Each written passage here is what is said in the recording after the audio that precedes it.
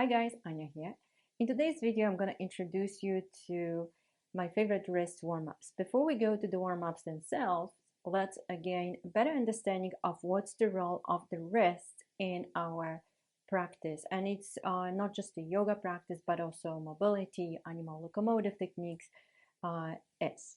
So I want you guys to use your imagination. Imagine you have two tennis balls. One tennis ball to one on the left is going to be a brand new, nice and bouncy, fluorescent green, smelling like a rubber, pretty much straight out of the box. The other one on the right is going to be, well, maybe used to be fluorescent green, but it's definitely chew up. This form probably has some slobber on it. Your favorite, your pet's favorite toy. And if you take those two balls and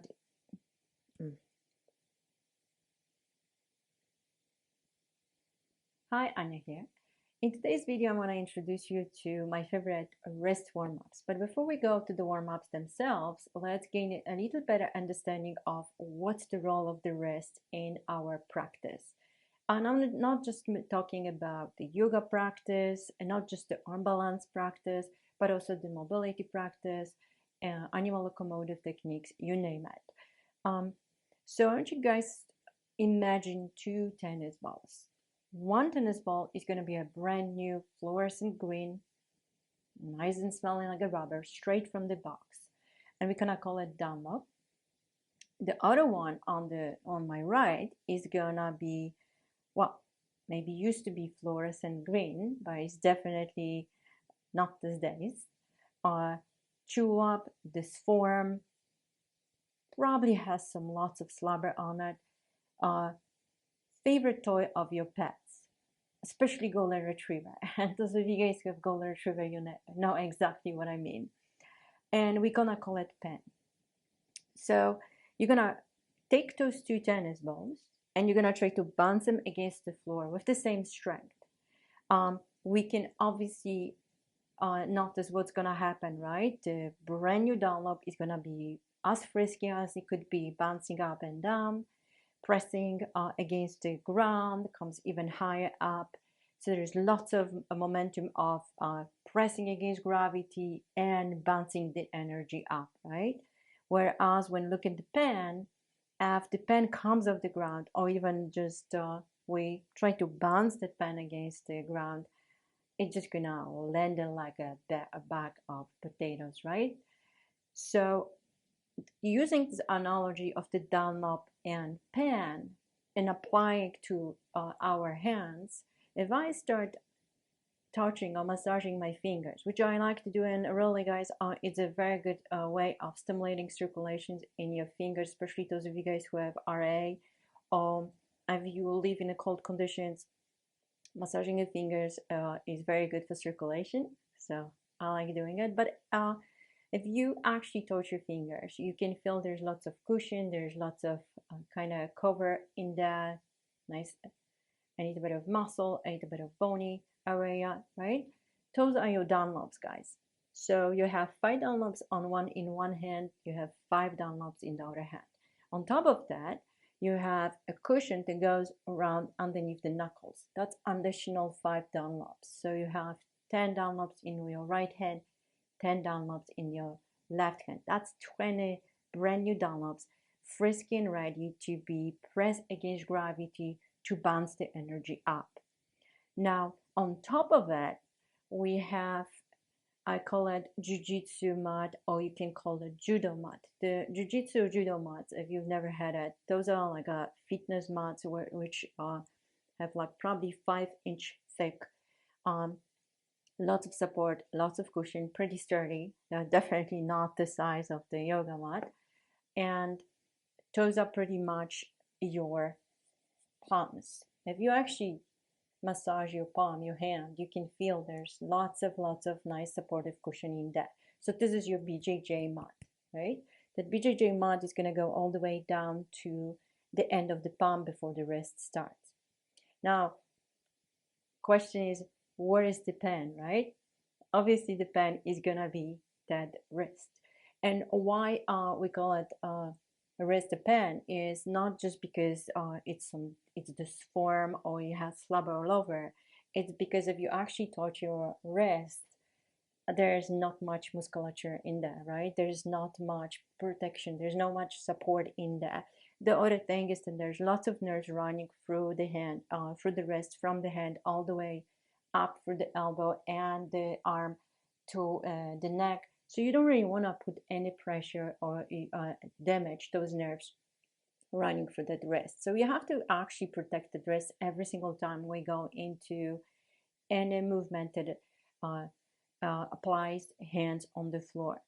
And for that reason, let's always remember that we have 20 Dunlops, we have BJJ mats to press us against gravity. Those 20 Dunlops are frisky and ready, zealous to go against gravity to bounce the energy up, allowing you to be a little bit lighter in your arm balances, allow it to be a little bit more comfortable to move from the redistributing weight of your body from the hands into your feet, right? So in animal locomotive techniques or in any mobility movement.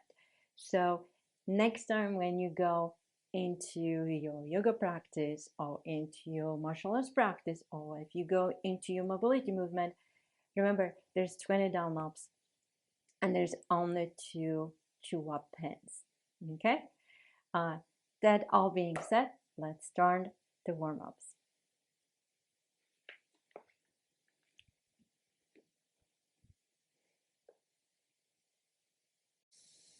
Okay, so we're gonna start with the left forearm up, then the left elbow. You can relax the shoulder down, you can relax the elbow down, and either you're gonna keep the arm like this with the fingers spreading wide, or if you feel like you need extra support, hold on with the fingers to the outside of the forearm and with the thumb to the inside.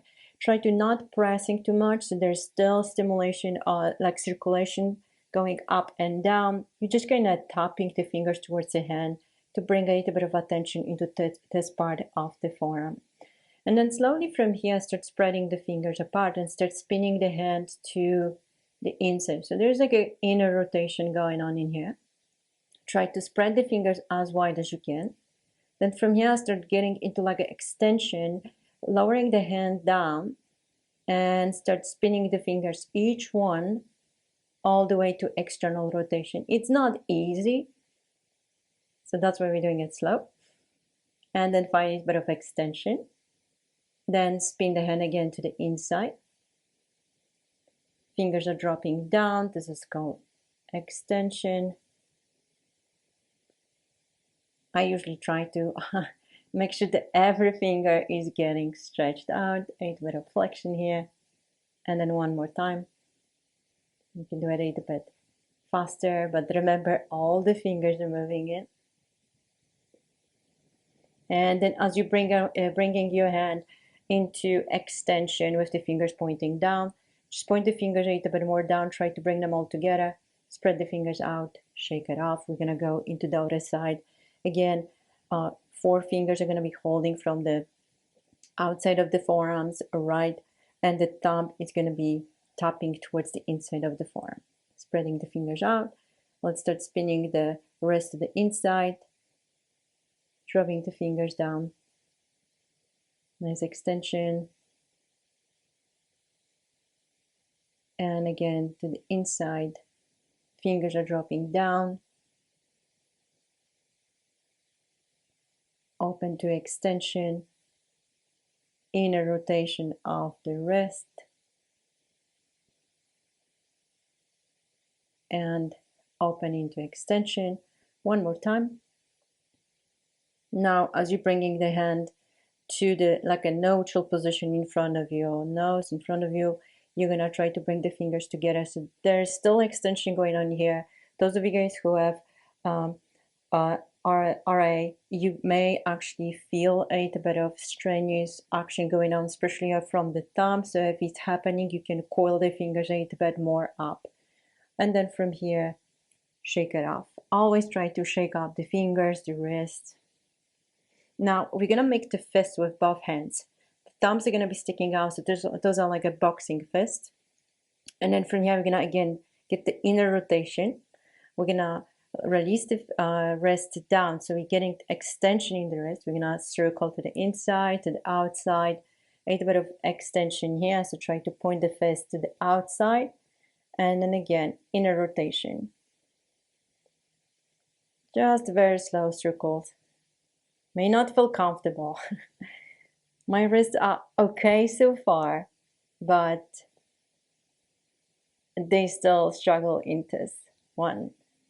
Okay, and external rotation here. You can speed it up if it feels okay. Try to really go deep into the extension and flexion. Actually, flexion, extension. I'm getting confused. Brain hack. And then slowly from here, start bringing your fist towards each other. Press the elbows towards each other. And then interlace your fingers. As you're interlacing your fingers together, make sure the elbows are pretty tight. So there's no elbows moving from side to side. As the fingers are looking in, you're going to just press with the right palm towards the left one. So the right hand is going to be doing extension, and the left hand is going to do flexion. And then we're going to switch. You can do it fast, you can do it slow, whatever feels comfortable. And then from here, we're going to add circulation into it, right? So elbows are staying tight, and just the hands and the wrists are rotating. And obviously, you're changing the direction. You don't have to go fast. You can go a little bit slower, especially with, like I said, you have any pre-existing condition with your wrists. And then from here, a little bit of shaking. Now start spreading the fingers and the elbows apart, and try to press the fingers again with each other. Start extending your arms forward, but scoop the shoulders back. So there's a bit of shift of the shoulders back, lifting the chest up. So you're actually using your trunk muscles to get the shoulders connected in. And then from here, we're going to lift the arms, palms up, but we're going to bend the elbows. So no straightening the arms, just bending the elbows, and try to scoop the elbows as far back behind the ears as you can. Elbows are moving out.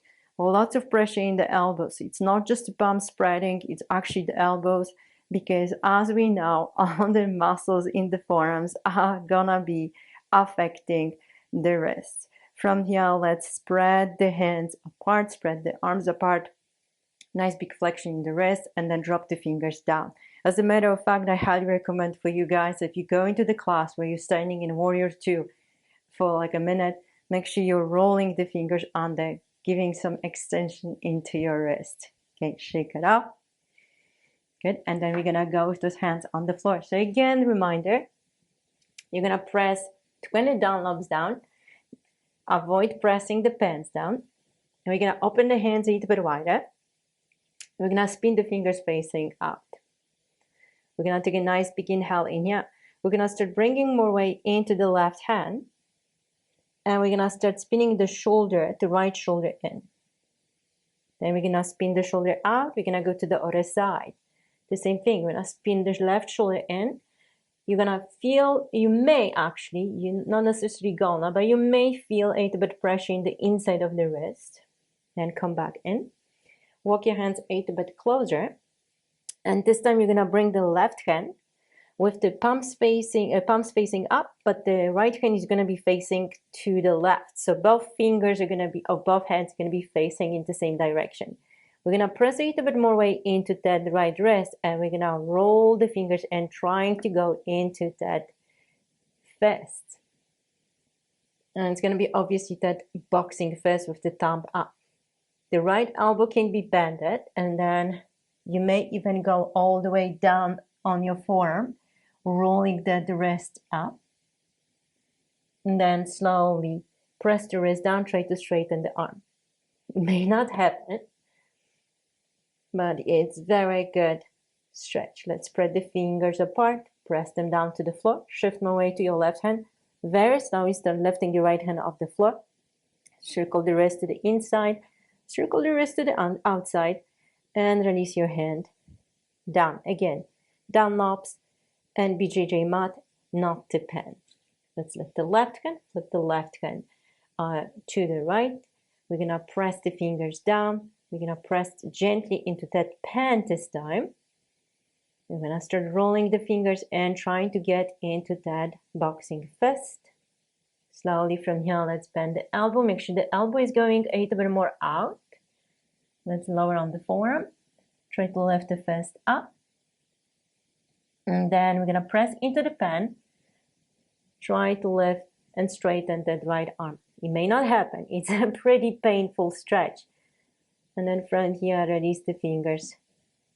Shift more weight to your right hand. Gently lift the left hand. Shake it off. Not the easiest stretch, but very beneficial. I like to call the things that are the poses or the movements that are difficult but beneficial. I like to call them pleasantly painful. So let's call this one pleasantly painful. Let's bring the fingers to the inside. It should be a little bit easier. Take a nice big inhale in here. Press the downlobes down. Lift the chest up and slowly start bending the elbows. But this time try to get the elbows a little more forward. So let's bring the elbows ahead of the wrist. So lots of pressure to the outside of the wrist. Nice big inhale in here. Try to straighten the arms. Press the way into your thumbs. And we're going to do one more time. Bend the elbows. Shift the elbows a little bit more forward. And then straighten the arms up. Nice big inhale in here. Let's do one more time. Bend the elbows. Shift them as far forward as you can. And then all the way up. Let's take a nice big inhale. Inhale, lift the left hand, circle the wrist outside, shake it out. Bring the left hand facing forward. Lift the right hand. A little bit of shake it off. And the right hand is gonna face backwards. Nice pressure here in the downlobes, obviously. And we're gonna take a big inhale in here. I'm gonna go sideways so you can see what's going on with the arm. And as we here, we're gonna start shifting the hips back. So I want you guys to really keep the pen on the floor. So yes, there is going to be pressure in that chew-up tennis ball here. There's going to be pressure in BJJ. There's going to be pressure in the downlobes. And as you're pushing your hips back, when you tuck the elbow under and rounding you back, it's going to give you extra stretch in that arm. And then slowly let's come forward. Bring more weight to your left hand. Start rolling your right hand up. Flip the hand so the palm is facing up and just roll the fingers again, going into that boxing fist. Slowly from here, roll on the knuckles, spin the knuckles sideways, and then shake it off. We're gonna go to the other side. So the left hand is gonna face backwards. We're gonna take an inhale in here, exhale, round your back, and then shift the hips back. Still, as you're bringing your hips back, the weight is not just in the downlobes, it's still in that pen. It's still in your BJJ mat. Stay here up for at least a couple of breaths. It's a very good stretch for the wrist, especially for those of you guys who are spending lots of time on the computer. Nice big inhale in here, come up. Slowly flip the hand up. Bring the palm facing up. Bring the wrist down, start coiling your fingers, going into that boxing fist. Slowly from here, come up on the knuckles, spin the hand facing sideways, and then lift the hand, shake it off. Okay, final thing, final stretch in here. And this one I highly recommend for those of you, for you guys who are spending lots of time doing arm balances. So those of you guys who are learning headstands, handstands, spending lots of time in down facing dog, use the hands facing backwards and the wrist forward. That flexion in the wrist here is very essential. We're always bringing the hands forward, pretty much the same action like using the computer. Bringing the hands facing backwards gives extra stretch in the forearms, in the inside of the forearms. So I highly recommend doing it, especially for those of you guys who wants to learn peacock pose that requires your hands going back. So bring your hands by your side. Take a nice big inhale in here and then try to press into your toes, lift the knees together. Squeeze your inner knees and try to lift your hips as high as you can. It's kind of like almost going to Lalasana. and then very slowly release it down. Obviously engage your core a lot. Let's do it again. We're going to come a little bit closer into the top of the mat. So hands are pressing down. All the downlobes are actively pressing down. Try to avoid using pen in this one, just the BJJ mat and downlobes. Engage the belly muscles in, engage your glutes, start lifting your knees up. And maybe flip all the way to forward.